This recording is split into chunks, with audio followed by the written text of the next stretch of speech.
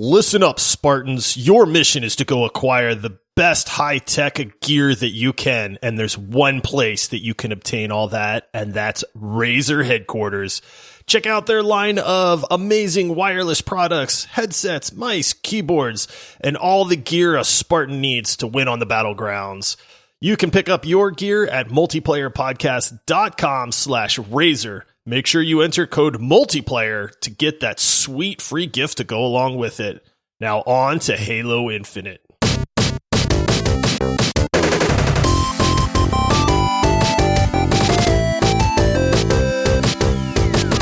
Hello, squad mates. Welcome back to the Multiplayer Gaming Podcast. If you are new to the show, we break down the world of gaming in a family-friendly format. Please make sure to rate our podcast 5 stars and leave a review if your podcast app allows.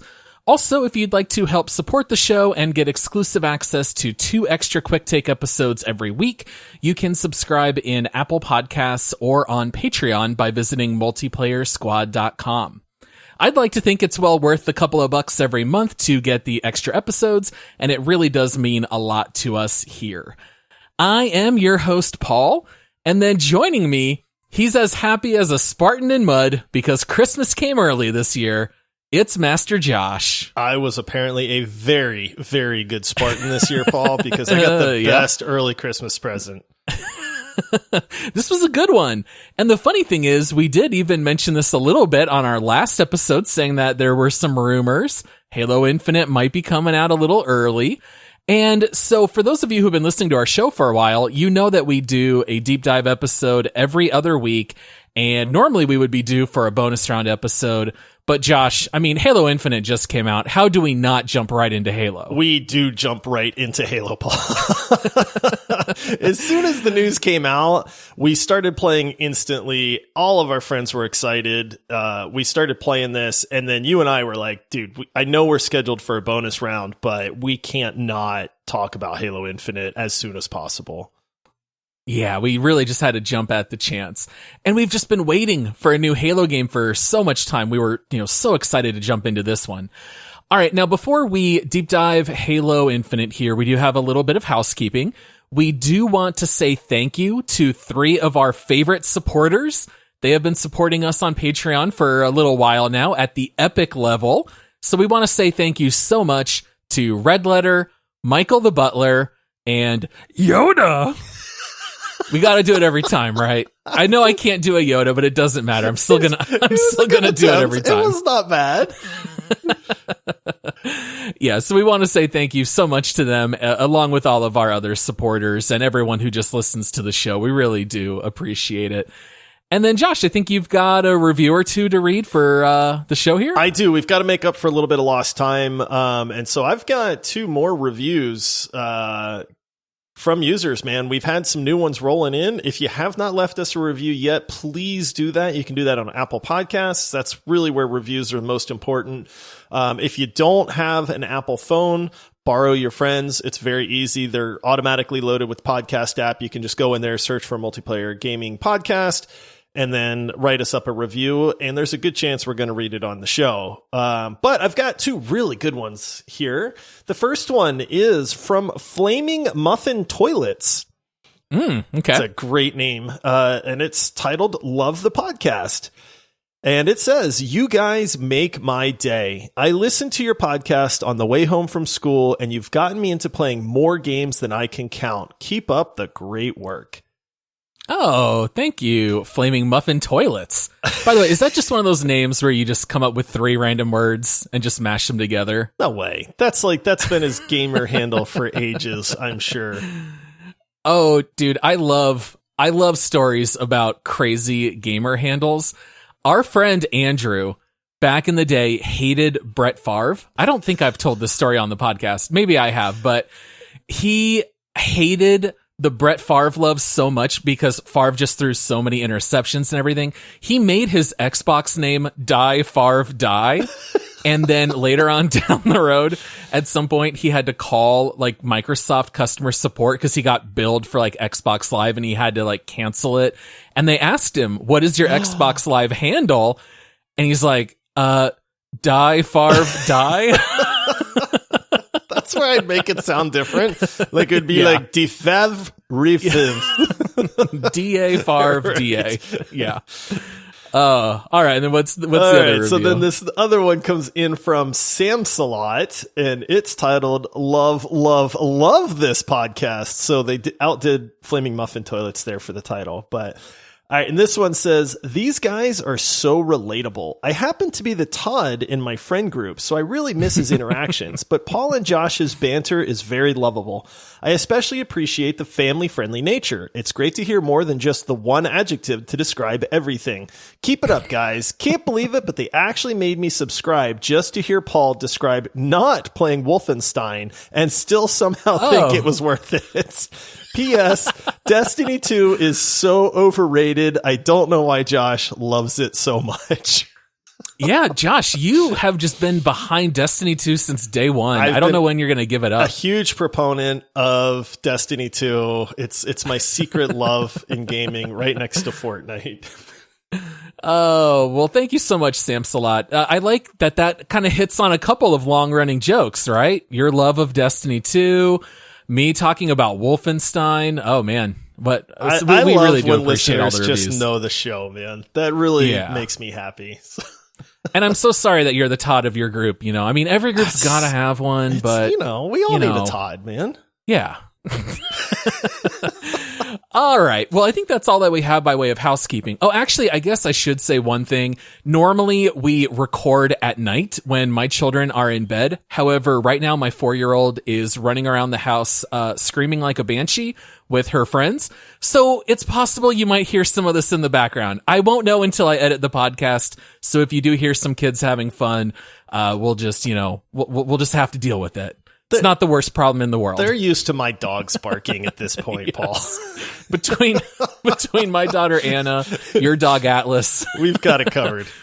This is what happens when you record during COVID and everything was done in our houses, right? I mean, let's be honest, Paul. The reason that we're recording this early is so we can play Halo tonight.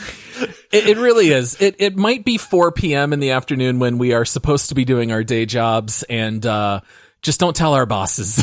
We're going to squeeze this in early. We want to have all the time that we can to play Halo, which might be a little bit of a spoiler to tell you whether or not we have been enjoying it. All right. Well, that's all that we have for housekeeping. Let's jump in. Let's deep dive Halo Infinite.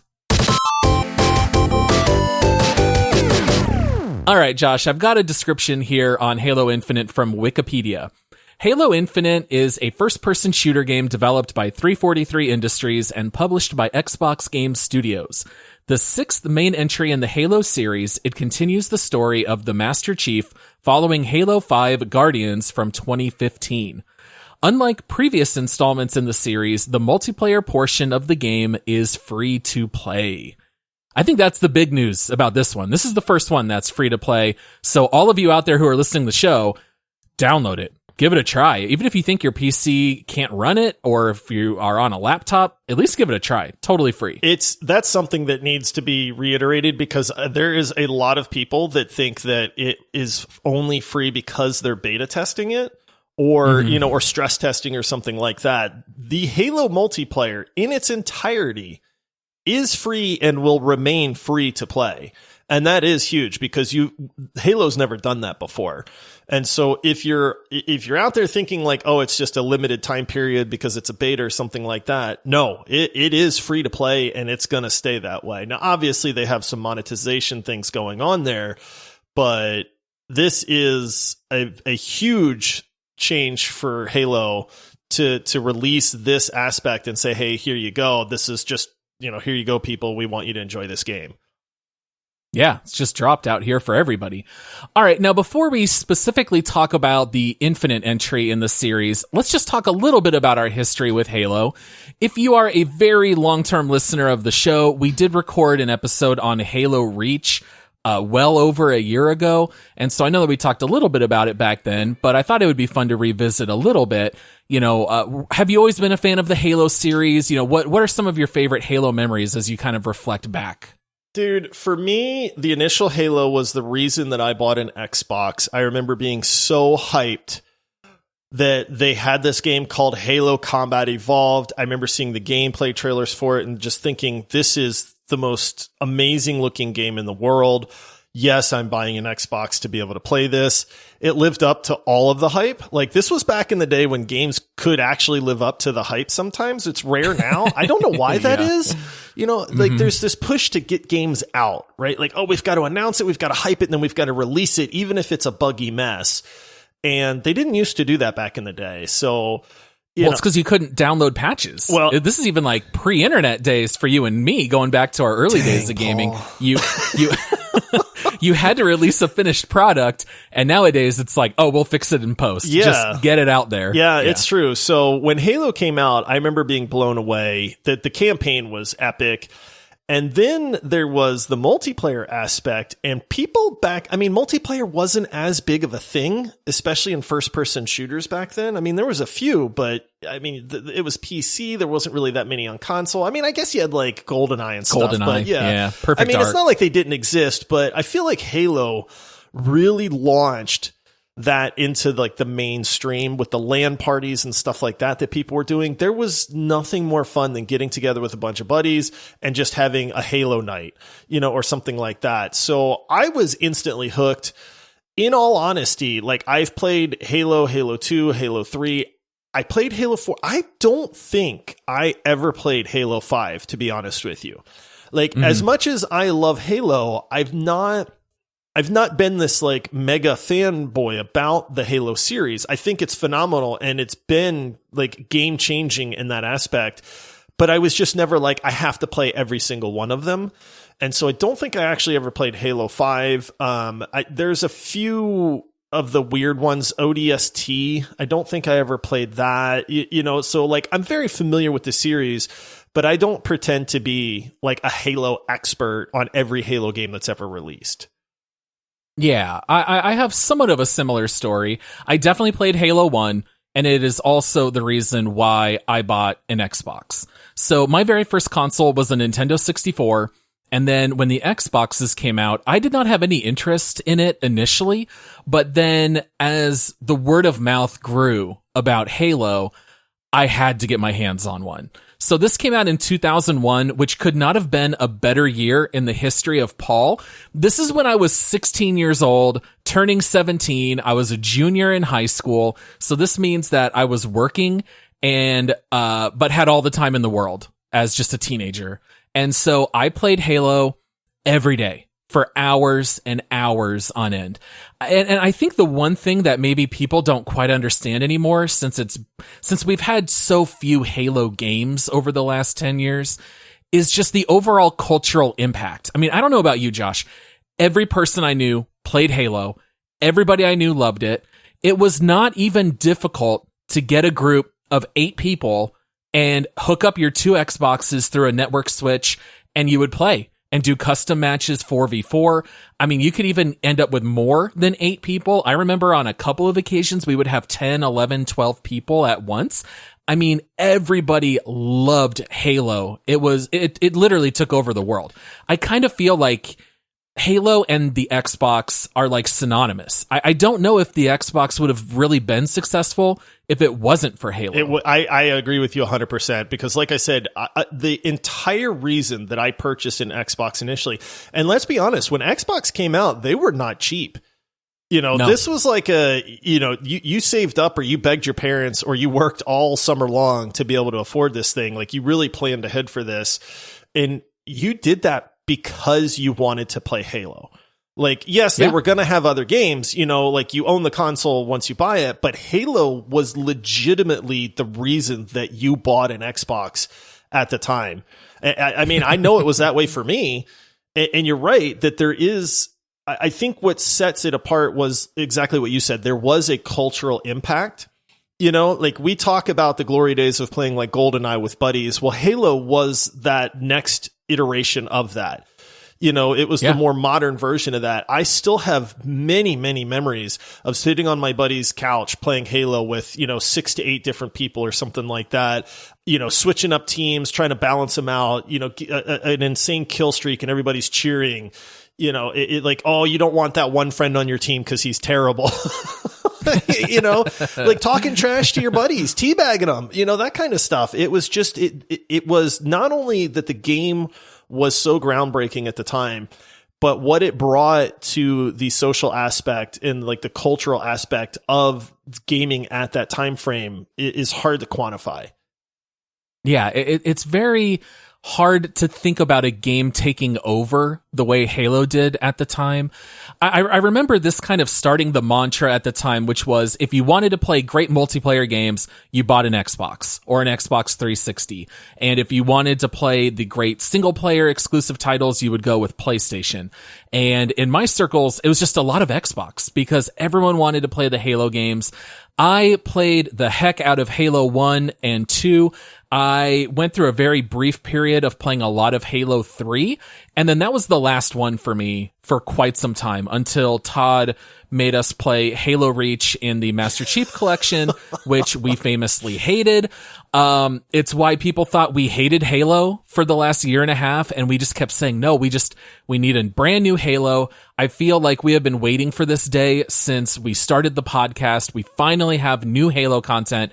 We don't have to review a 15-year-old entry like Halo Reach, and we couldn't be happier. I mean, I'm so excited to talk about Halo Infinite. I am too. I love the fact that we're doing this without any sort of, you know, warning. We talked about the rumors about them surprise releasing it.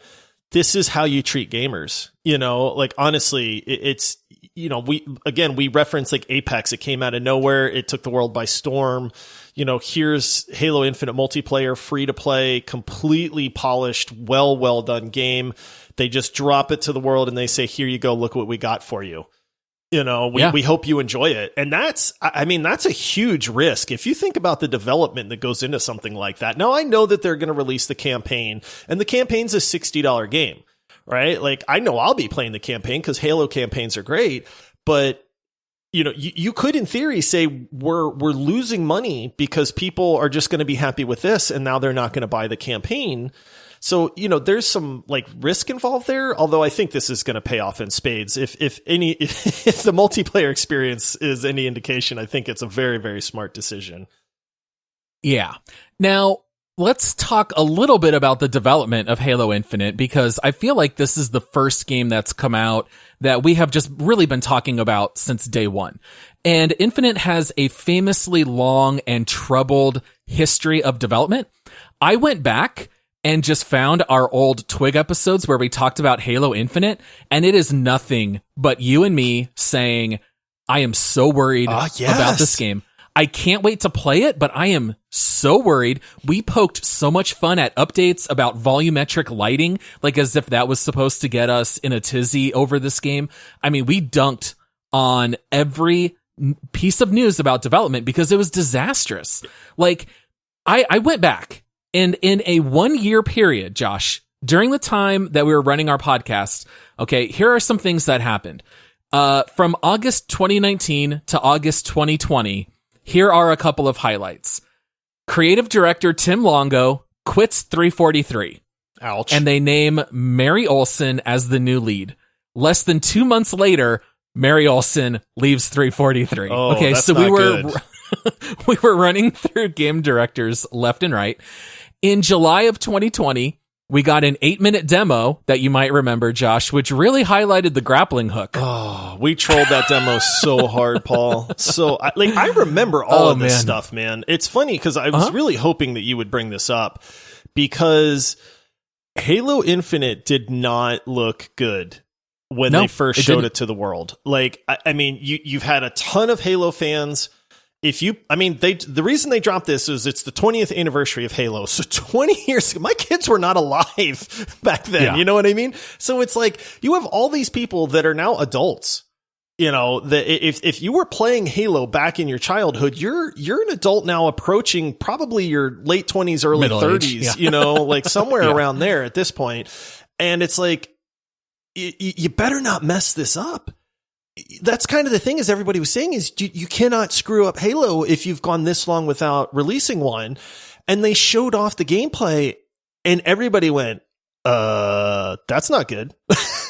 Yeah. And it's not even that it looked terrible. I feel like everyone just went, meh, Like, just no one cared. There was nothing to get excited about, but it didn't look awful. It just didn't look next gen. And I think that was the big thing, is that they kept telling us, this is going to launch with the next gen consoles. This is a next gen game, and it just didn't really deliver with that demo. And so then the next month, in August of 2020, we get word Halo's not coming out this year, which was like a huge gut punch because everyone was expecting it to release with consoles, but the word of mouth was just so bad that they just kind of delayed it. And then we thought that hopefully it would come out in 2021. I mean, you see, it got delayed over a year, and we weren't even terribly sure for a good portion of 2021 if it would even come out before the end of the year. And so it's very funny how Halo could not have handled this wrong, or they could not have handled it more wrong in the beginning, bragging about the wrong things, delivering a subpar product, really getting bad word of mouth, and then totally redeem themselves here, where they release it early, it's free, and now the word of mouth is fantastic. Almost everyone we know is playing Halo Infinite and having a good time. Dude, this is the best lesson right now that we need in the gaming world right now, is if your game is not ready, don't release it. Hands down, they delayed it a year. I remember us talking about going, man, that really sucks. We have to wait an entire year before we're going to, see this game. And it was the best decision they ever made. Like, honestly, it's don't release it buggy and say, oh, well, we'll fix it with patches. Just say, hey guys, it's not ready. We heard you. Like, that's the main thing that gamers want to be able to do, is say, hey, developers, like, we don't like this. And then have a developer listen and say, okay, you know what? We're going to pause it. We're going to take a year and we're going to make it something that you guys want. And I mean, the campaign is not out yet, but in regards to multiplayer, it was a phenomenal decision that they made. Yeah. Now, let me ask you, Josh, because we've done a lot of deep dive episodes. We have played a lot of new games. Out of all the multiplayer games that have come out recently, do you think this one was the best release? Yes, hands down. Because it would be very easy to make a list of like the worst 10 releases. Exactly. And that's the thing that's crazy, right? Is like, I remember when the news broke, there was the rumors that this game was maybe going to surprise release. And the rumor hype train was just a rolling. And when they came out and they said, hey, guess what? You guys can play Halo Infinite multiplayer for free right now. We're releasing it to the world. If you went to social media, it was absolutely every single post that people were making. We were chatting in our Discord servers. People that were at work were like, wait, what? Like, I get to play Halo when I get home? Like, yeah. People were downloading it on their phones, like remoting into their PCs so that they could start the download so when they got home, they could play it. Like, this is huge news. And I get, hey, not everybody out there likes first-person shooters. Maybe people haven't played Halo. Like, they know what it is, but they don't understand the phenomenon behind it and that kind of stuff. And we have talked to a few people that are not super familiar with Halo that have picked up the multiplayer and started playing it and then gone, wow. Like, this fun. This is really fun, guys. Like, and this game looks really good. It runs good. Like, what? Like, huh? It's just crazy to me that we're so surprised when a game releases and actually works. I know, it is a little sad. Like, this should not be the exception, but it totally is. And you already mentioned earlier the release of Apex Legends. So Apex dropped out of nowhere, and it was such a good polished product that the word of mouth was great. Next thing you knew, everyone was playing Apex.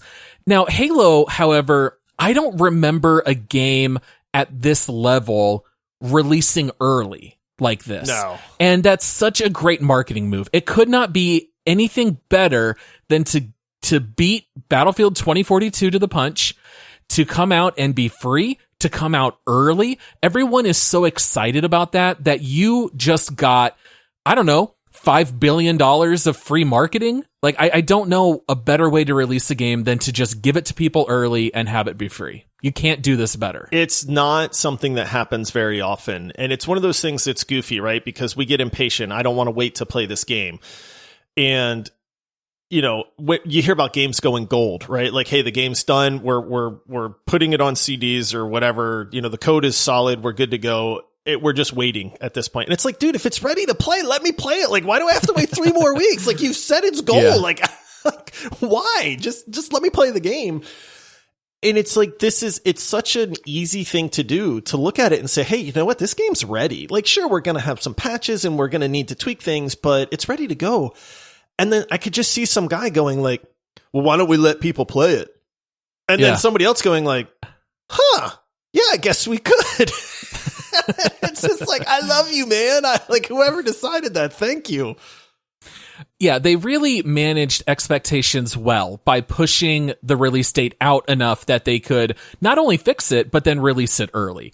Like, one of my favorite jokes in one of the Star Trek movies, because, it's like one of the funnier tropes is they're always in the middle of some kind of battle. Scotty, we need warp drive. How long will it take you? It'll take an hour, Captain. I need it in 15 minutes. And he always does he gets it right? in 15 minutes, right? And they make fun of that in Star Trek 3, where Kirk says to Scotty, do you always multiply your repair time by a factor of 4? And he says, how else am I going to maintain my reputation as a miracle worker? But like, that's how you should approach game release, right? Like, you're only going to let us down if you overhype your game. If anything, just give yourself time, finish the game, release it early, if anything, instead of delaying it. And then this is how you release the game. All right. Now, you and I did get some time in with the last technical flight. We've been putting in hours here now with Infinite. What are some things that stand out about this entry? Like compared to the technical flight?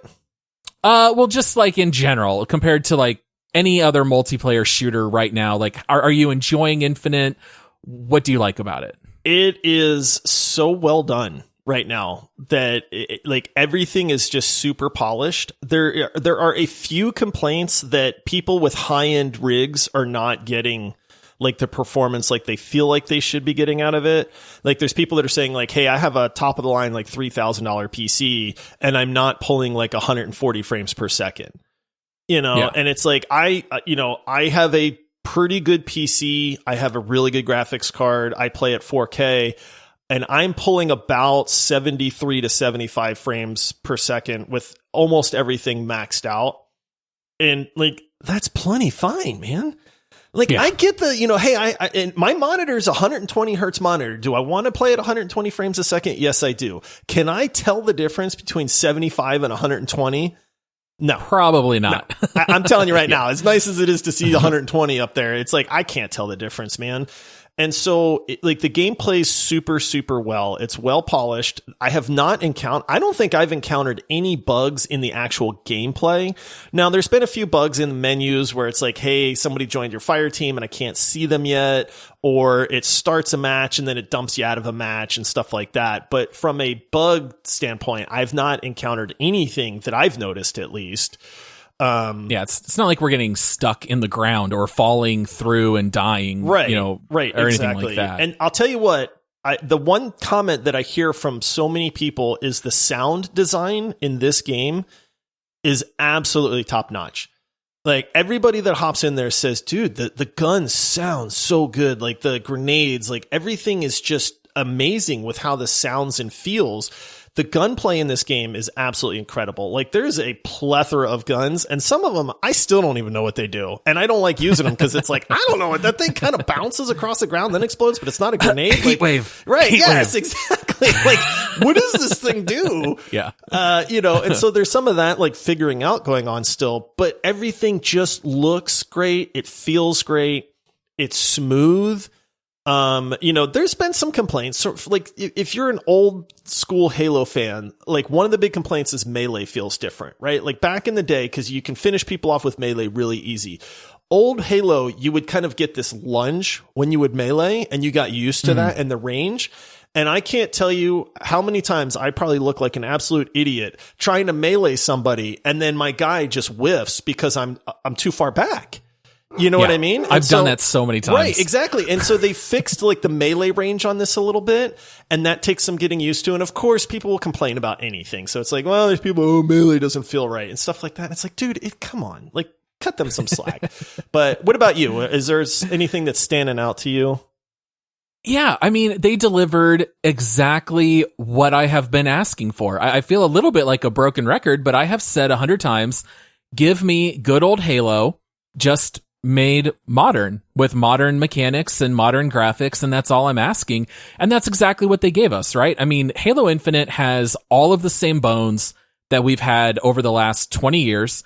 It's just new and improved. Like, we hated Halo Reach, and one of the reasons why is that not every kit gave you sprint. Remember that? Like, you had to pick sprint as your loadout, or you didn't have sprint, and you walked around it felt so like slow. a moron at a crawl, right? Which was fine 15 years ago, and it didn't bother you then. But nowadays, you got to have sprint. And so guess what? Everyone has sprint. The game could not look any better. It runs fast. It runs smooth. It's exactly what I wanted. It feels like, you know, like if you see a band, you want to hear the greatest hits. And I feel like that's what Halo gave us, right? They took everything good with Halo and they kept that the same. They just made it modern, which is exactly what I've been wanting. And that's what they gave us. Yeah. All right. They fixed the one other thing too. It's not really a fix, but you and I, because we've said this in the past, and we said, give me aim down sights. If you're going to give me a Halo game in 2021, let me aim down sights. And they kind of went, yeah, but that's not really Halo. And so what did they do? They kind of gave us a very good compromise where when you right click, it just zooms the screen a little bit. Yeah. And that's all I needed, man. I just needed something to happen to where I felt like I was aiming down sights. Now, you're not really. It just zooms in a little bit, but it's perfect. Like, I need that ability to feel like I'm, you know, honing my aim or something like that. And they did. They put that in there as well. Yeah, it's too hard to break the muscle memory of not pressing the right mouse button. You know, you're just so used to it. You have to do it. All right. Now, Josh, we did want to take a minute here and we wanted to say thank you to Razer for supporting today's episode. We have been talking about their wireless line of products and there are just so many good ones to choose from. So, you know, we've been able to use the Viper Ultimate mouse, which works fantastically. There's also the Black Shark V2 Pro headset.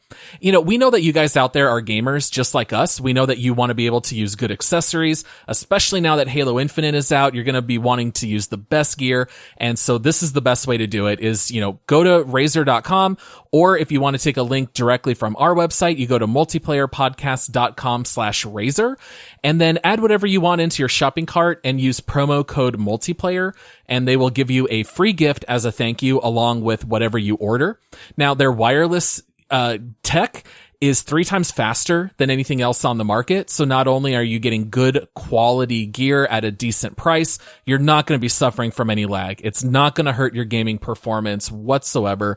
So go check that out today. Razer is for gamers by gamers. Again, just go to multiplayerpodcast.com/Razer. Use promo code multiplayer. All right. So Josh, we have been able to play quite a bit here, and Halo always has different modes and different ways that you can play. And right now we have the options of 4v4 quick play or 12v12 big team battle. I was kind of curious to get your thoughts. You know, do you have a favorite out of those two? I prefer the 4v4. It's just a little more intimate. It's a little bit more reliant on your teammates. The maps are smaller. I kind of like the maps in the 4v4 a little bit better. Mm-hmm. But having said that, last night we had 12 people on playing big team battle because you can Full actually team. have a 12 people, you know, like we've famously said we like Overwatch so much because when we have 6 people on, it's like the one game that we can all hop into and say, yeah, we have room for 6. Well, with Halo Infinite, you can have up to 12 people on your team in the big team battles. And we had that last night. And it was an absolute blast, man. Like, it was so much fun. So it's one of those things where if you're going to ask me, hey, which one do you prefer? I prefer the smaller arenas and the 4v4. But man, big team battle with a large group of friends can be so much fun at the same time. You know, I wouldn't pick big team battle over 4v4. Like if I was going to just, you know, right now hop in and play some Halo Infinite, I would easily just go to the quick play, the 4v4 mode. But you get some friends involved and big team battle becomes super, super fun.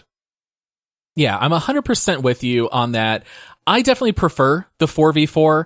I think it's just a better test of your personal skills because it's just a smaller group of people. You can kind of control the flow of battle more. Plus, I just like the smaller, tighter maps. I prefer to do that, short to mid-range combat type stuff. Big team battle looks great. I love the maps, but you're just so far from the action, and you start off with the assault rifle, which just is not good at range. And so I kind of feel like for big team battle, I'm just focused more on finding the right gear, but then it's just kind of chaos. Everyone sort of tries to play hero ball. It is chaos. It can be, yeah, it's a little too chaotic 12v12, but if you've got a full team on, I mean, now we're talking, because now you can actually play as a group, or at least relatively close as a group, and that's gonna work a lot better. The worst thing you can do is have a group of 5 on, because now you have to do big team battle, but you're not even half of the team. So it's kind of like you kind of want either 4 or you want like 6+. 5 is the worst. It's true. And the one thing with big team battle is it can snowball a little bit, or it just gets too chaotic because you do have further to run. They're much larger maps.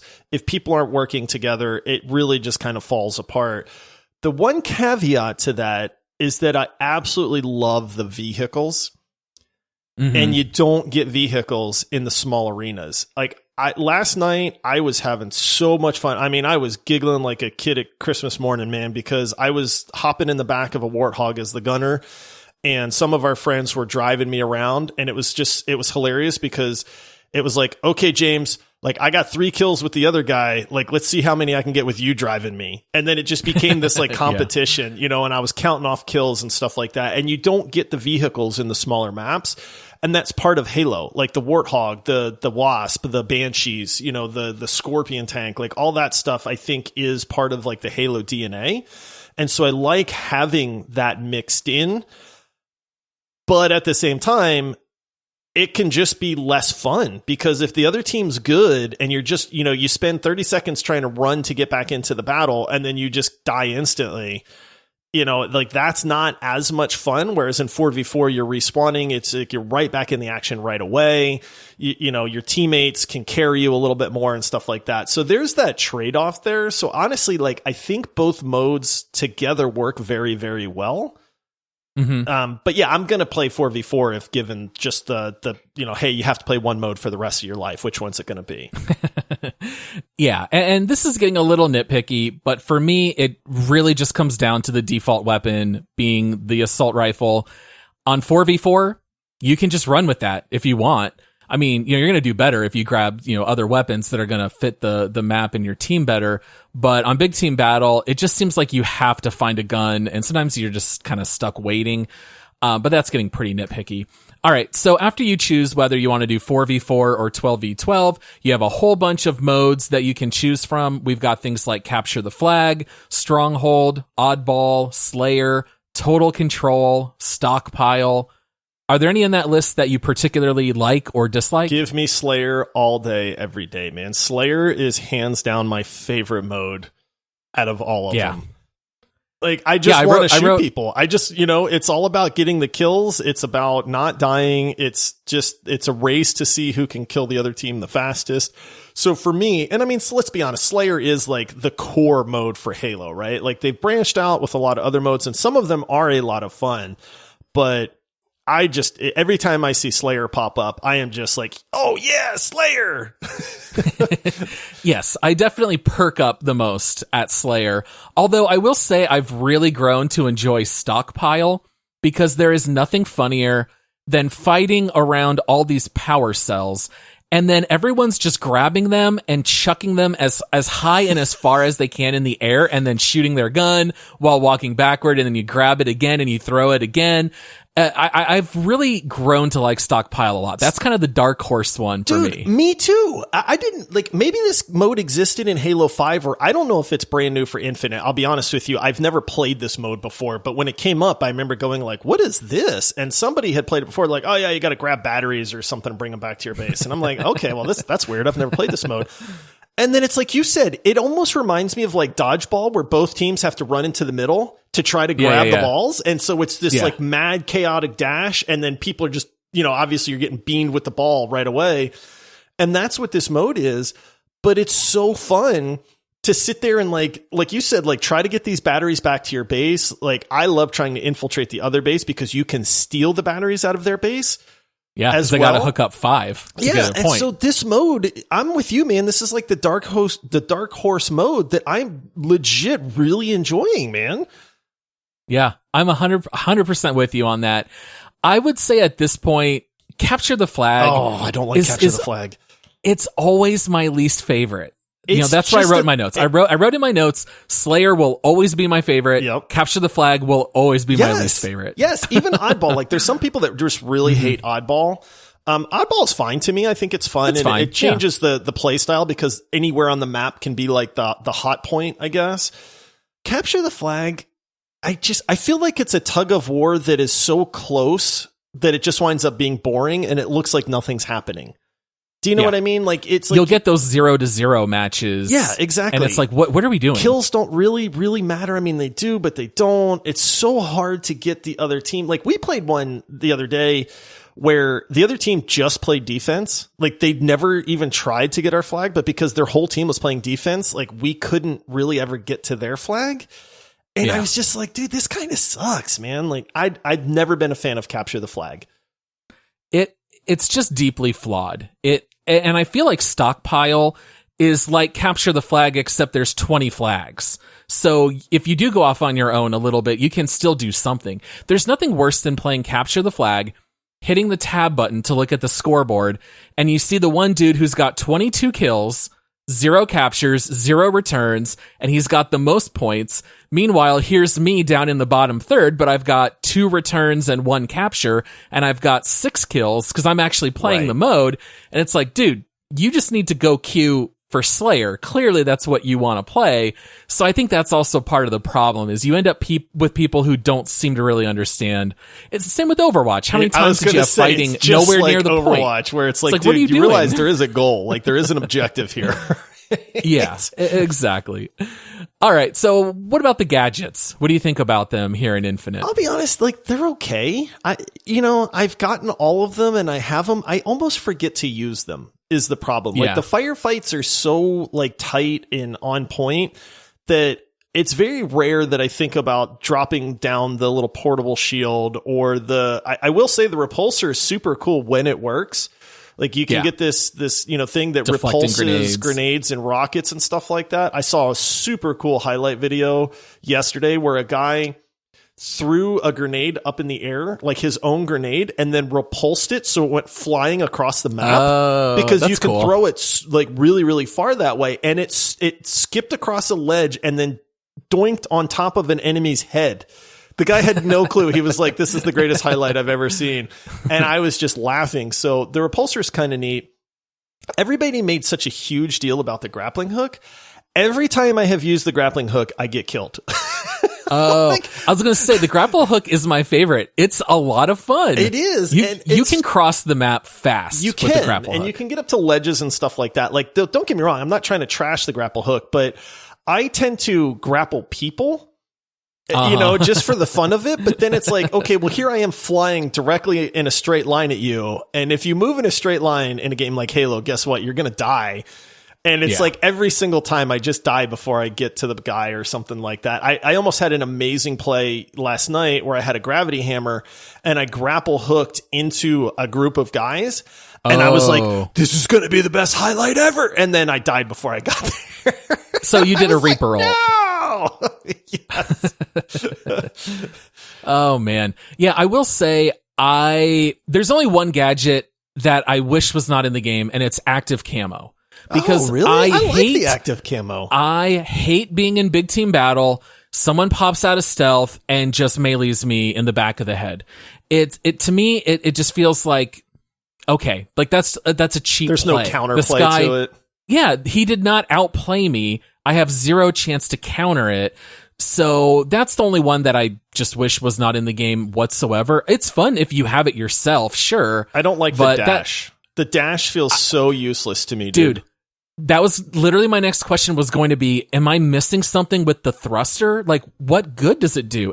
None. It kind of just makes you twice as fast for the next 6 feet, and that's it. I feel like I move 3 feet. Like, this is supposed to be, in my mind, my brain goes, when I use this, I'm going to lunge like, 3 meters to the side or forward or up in the air or something like that. And I remember picking it up and using it, and I could barely tell that my guy moved.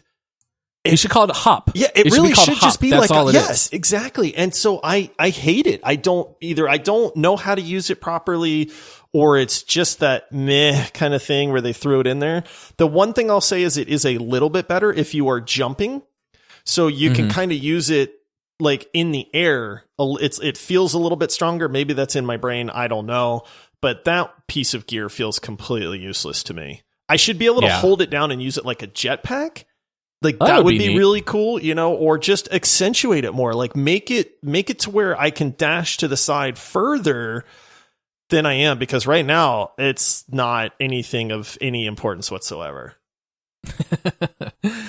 All right. So couple last questions and then we'll jump into our regular segments here to end out the show. First of all, we have 3 huge first-person shooter franchises that are all releasing right around the same time. We've got Call of Duty Vanguard, we've got Battlefield 2042, and Halo Infinite. What game do you think is going to be the most successful? Not necessarily the most fun, but which one do you think is going to come out as being like the culture mover that people remember, and they kind of held the crown of Christmas 2021? It's gonna be Halo Infinite. Like, honestly, so if you had asked me this last week, I would have said Battlefield 2042 in a heartbeat. And we're going to cover 2042. Don't get us wrong. I know we said that that'll be the next deep dive. Yeah, it will be the next deep dive. But we had to cover this one. And I have been hearing not great things about 2042. And I've been hearing very great things about Halo. Like, this is almost night and day. Now, take this with a grain of salt because it's social media, right? And people that don't like something are the ones that complain the loudest, right? And so it's like, and Battlefield's always release super buggy. Yep. They wind up becoming good games, but they never release as good games. And that's just part of, being a Battlefield fan. But then lo and behold, here comes Halo Infinite. And it's like, hey, guess what? You can release a game that works. You can release a game that's not buggy. You can release a game that doesn't cost $60 and is just a reskin of a previous game, that's in this franchise. Like, we've been talking about this a lot. So it's like Call of Duty Vanguard came out. You and I had zero interest in that. We went, you know what? It's like, it's just a reskin. There's nothing new about it. We even trolled it because they started talking about destructible environments and all that. And it's like, dude, that stuff's existed for years. I know people that are playing Vanguard. Some of them say, hey, it's a lot of fun. But even the ones that enjoy it, which are few and far between, just kind of go, it's just Call of Duty. There's nothing new here. Yeah. Well, and the problem with COD is that there's just too many releases. There's no you flooded the market, longing. Right? Yes. There's no buildup. Yeah, the supply and demand is kind of out of whack, right? I feel like there's twice as much supply, maybe even 5 times as much supply as we need. I mean, honestly, I feel like the last entry, Black Ops Cold War. Yeah. I feel like it just came out. It did just come out. It hasn't been that long. So I feel like with COD, there's too many entries. Battlefield never releases right. The final product might be fine, but you only get one chance at a first impression, and they always swing and miss. And here for Halo, we've been waiting since 2015 or longer, because like you, I did not play Halo 5. So you're talking about a longer waiting period, and it's the only one that's free. I mean, the other entries might make more money. That would not shock me at all. But I think as far as what's going to have the best reputation, what is everyone going to remember, it'll be Halo Infinite. So I really do hope that people buy the campaign. I hope they buy the cosmetics.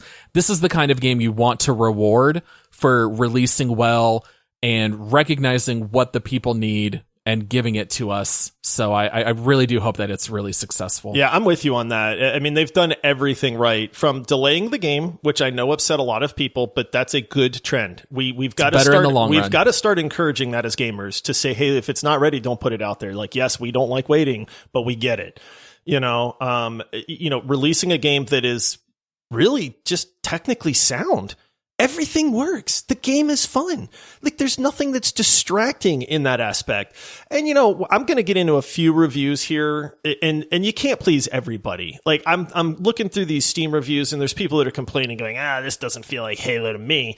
Look, I've played a lot of Halo, you know, back in the day, and I may not be a Halo expert, but a lot of our friends are, and like, you just can't please everybody. To me, this feels very, very much like the way Halo should be in 2021. Yeah, I think Halo 5 was the one that did have full ADS. So if that was your first Halo, this one probably would feel fairly different. But yeah, it definitely feels like Halo through and through. All right, so you mentioned those reviews, Josh. You ready to read some for us? I did, yep. So this, you know, like we always do, we've kind of given some of our impressions on the game. We'll rate it here in a little bit, but we always like to, you know, dig into the Steam reviews and say, hey, look, this is how other people feel about it. Maybe we get it right, maybe we got it wrong, but it's good to get some different perspectives on things too. So always go in and pull a few Steam reviews. I always look for good ones and bad ones just to give kind of both sides of the coin there. So this first one is recommended, not a ton of time on record, 1.7 hours. So, you know, they've played a little bit, but not a ton. And the review is, it's like Splitgate, but without portals. Now, okay. That's a very funny way to review this it. One in there. Yeah. Yes, I get that's not super helpful, but we've always joked that Splitgate harkens to old school Halo, but with portals. And so this one really made me laugh. It would be like saying this game's an awful lot like that Destiny game, you know, when it worked the other way around. Right, exactly. Yeah. So that Halo's the OG in this regard. That one was pretty funny. So, okay, here we go. This is a not recommended, 4 hours on record. It's okay. The gunplay is fun, but being unable to choose specifically what types of game modes you want to play is really annoying and sucks a lot of fun out of the game. However, I hate the Battle Pass system. It is unapologetically caters to whales who want to dump a bunch of money in for a far less robust customization system than in the Master Chief Collection. It feels like 343 is saying the game is free. That's the most important part, right? You don't really care that we lock all cosmetics behind a paywall, do you? 100%. Yes. Yeah. That review should be positive. The game is free. And if you want cosmetics, you go pay for it. And guess what? You don't see yourself in this game. It's first person. Yep.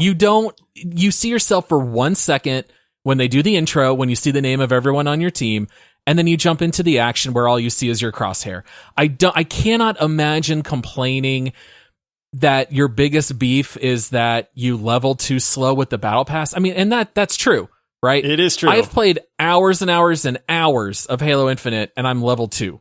So you don't level quickly, but at the same time, the game's free. They have to make money somehow. They're going to charge for cosmetics. Yeah, that's to be expected. That's how it works. And you gave us a great game. Charge for cosmetics. Yes. Please do. You know what I mean? Like, you gave us a game that we can play for free. Now, you and I don't care about cosmetics, but we have a lot of friends that do. And some of our close friends cannot wait to make their Spartan look the way that they want them to make. They've already bought the battle pass. They're actively working towards that. If that's your thing, it exists. It's there. Now, I will say this, the battle pass system kind of sucks right now. There's a lot of people that are unhappy about it, and that may change, but that is the one vocal majority as to, you know, people that don't like the game don't like the battle pass. Now, the reason I picked this review is because it also mentions one of the few complaints that I have, and that's that you cannot pick your game mode. Mm-hmm. As of right now, they're saying that this game is still in beta, right? And so there is already whispers that once it's out of beta that they will allow that because they've done that in previous Halo games. But as of right now, you just click multiplayer, and whether you're 4v4 or big team battle, and then surprise, you get a game mode. And unfortunately, I keep getting capture the flag, which it's still fun, but give me more Slayer, right?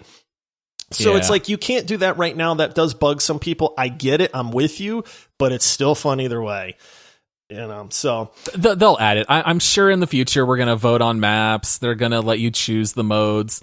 That stuff will come. And even if it doesn't, if that's the worst thing you can say about the game, I mean, the variety is still nice. I don't always get the game mode I want, but it's nice to have that variety thrown at me sometimes too. Mm-hmm. So, okay, this next one is not recommended, 5.6 hours on record. This is a This is good, but with a few fixes, it could be great. I only downvote because there are aspects about the XP earning system that are extremely greedy and far above the likes of Halo 343 and Microsoft to pull. They're so greedy with this free game. You know, we need XP earned per match, not just via completing weird challenges. This is the biggest problem with the game, that they expect you to pay for a battle pass, which is $10, and then the XP you earn is so sparse and insignificant that you barely earn a darn thing.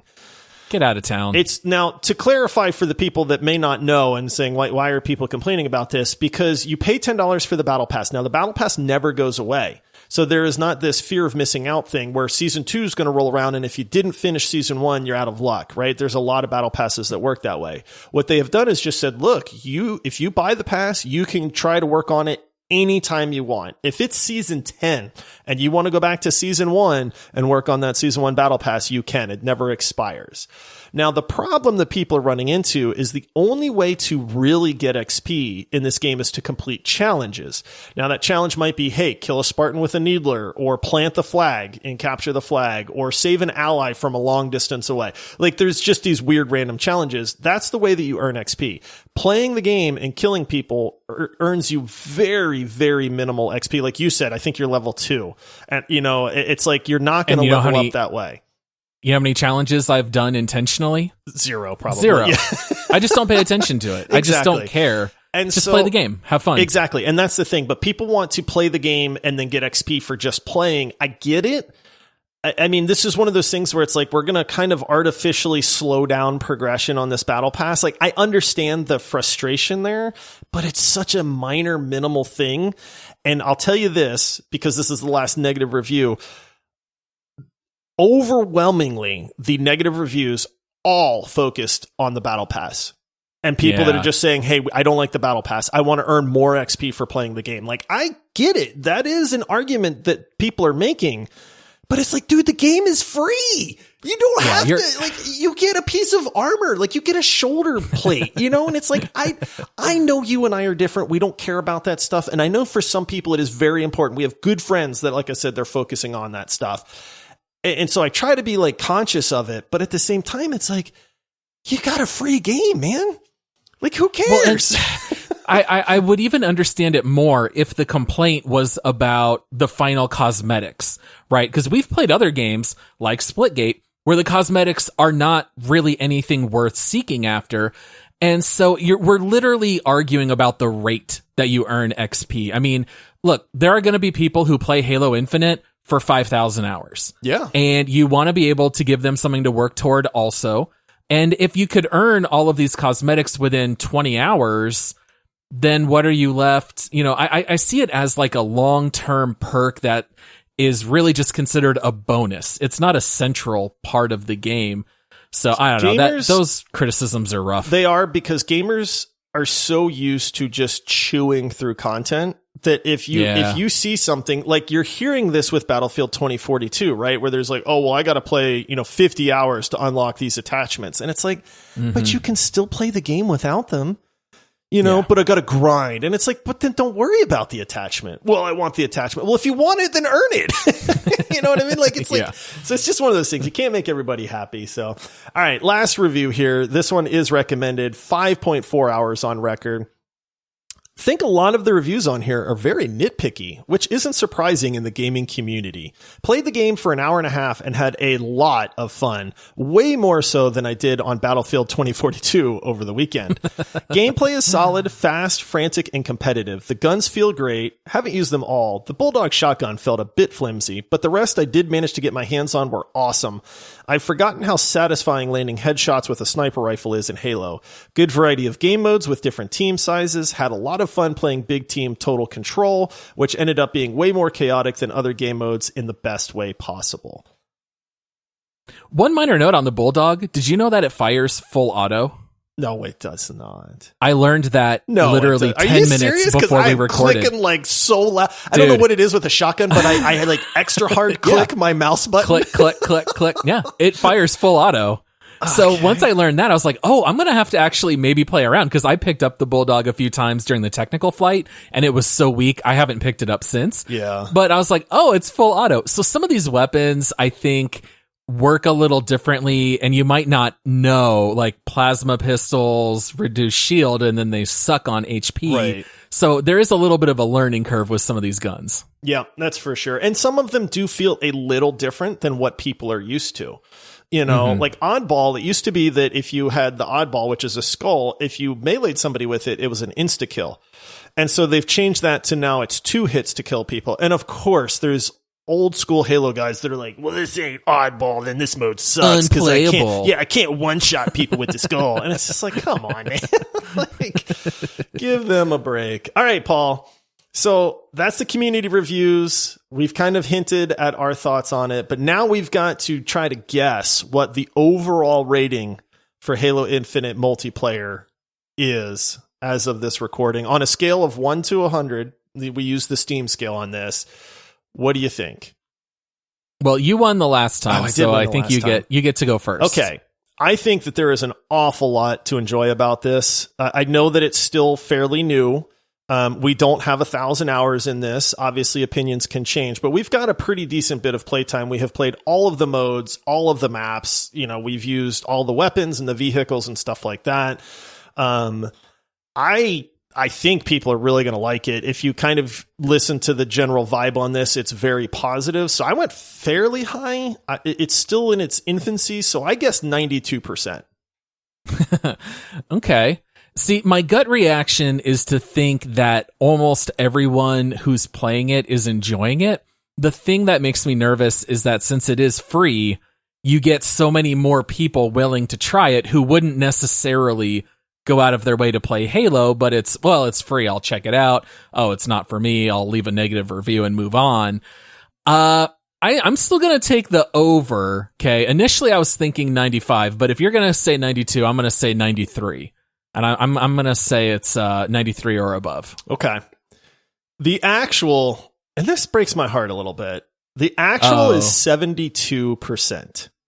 Now, okay. Now that's dumb. I'll tell you this right now for people that are listening, that's bull. Okay. Yeah, that's preposterous. It's honestly preposterous.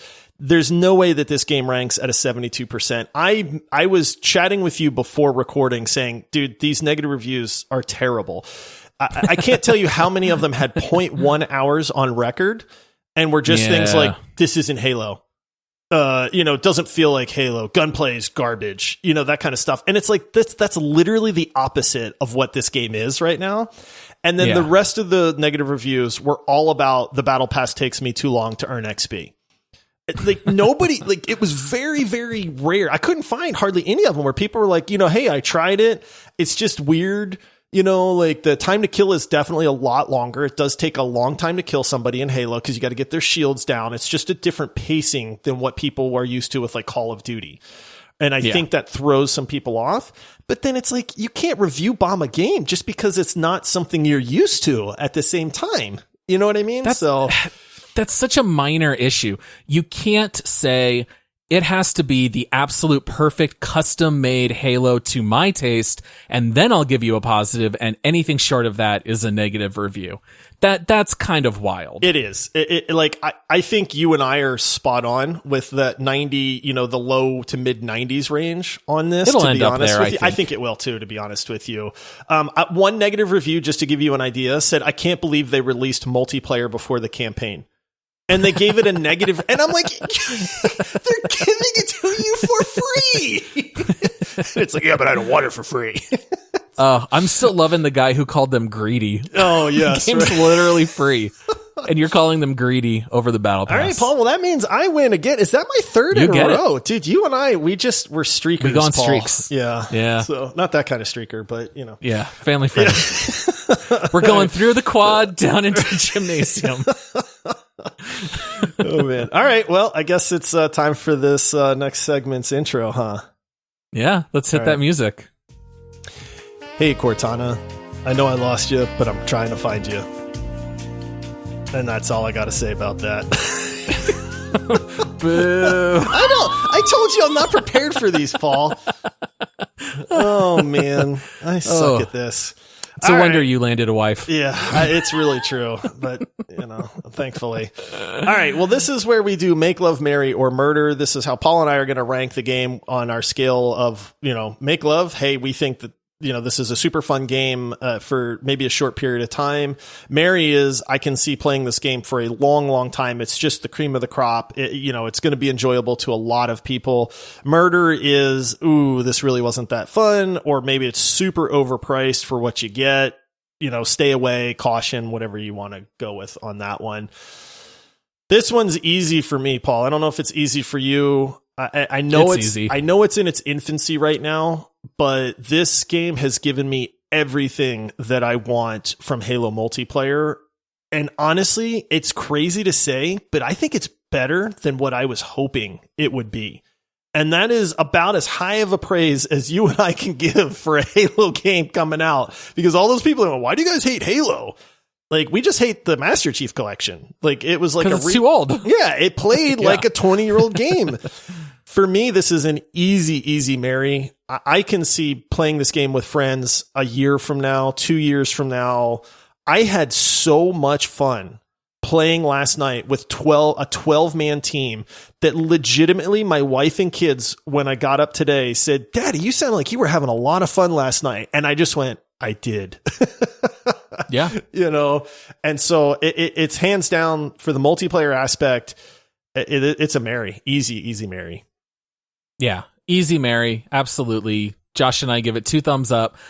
If I was going to be super nitpicky, I'm just not crazy about the default AR, and also the time to kill is a bit high for my personal taste. I think that Call of Duty is a little bit too fast. I think Halo is a little too slow. Splitgate, ironically, for being a Halo knockoff, I thought had pitch perfect time to kill. So I feel like if the shields were cut in half in Halo Infinite, it would be a perfect multiplayer game. I mean, honestly, this is all I have to complain about. It's a little goofy when you have a shotgun at point blank range and you got to shoot someone like 3 times in the face to kill them. But at the same time, I'm just taking it as a challenge to learn the new weapons and just recalibrate. I mean, really, that's what it comes down to. It's funny too, because like myself included, but just having chatted with people, Halo pacing is very different than a lot of other first-person shooters. And so when I log in, my first round, I'm going to be absolute garbage. Like, it's just going to happen. Like, I'm going to get like 2 kills, I'm going to die 15 times, and I'm going to feel like I'm just terrible.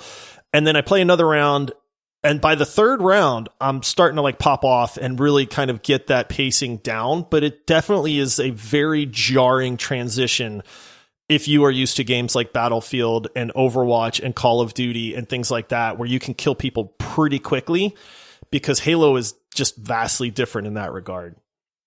Yeah, 100%. It is a little goofy that like I can melee someone twice and kill them, or 3 shotguns. Like that's which is worse. That's a little goofy. I mean, you are getting punched by Master Chief technically, so or a Spartan, I guess, but yeah. So that's a little funny, but whatever. All right, Josh, let's go to the leaderboard and see where this game stacks up.